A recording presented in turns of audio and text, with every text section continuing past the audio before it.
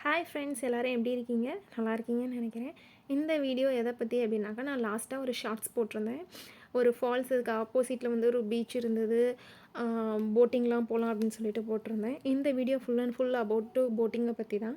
இங்கே பார்த்தீங்கன்னா ஒரு 10 போட்ஸ் இருந்தது.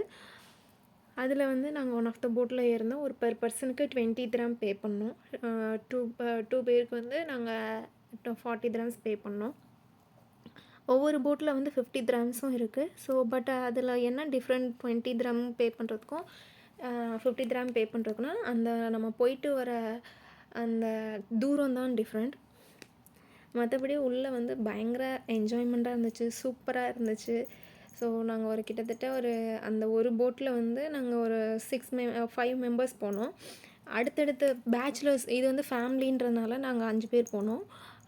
2 ஃபேமிலி போயிருந்தோம்.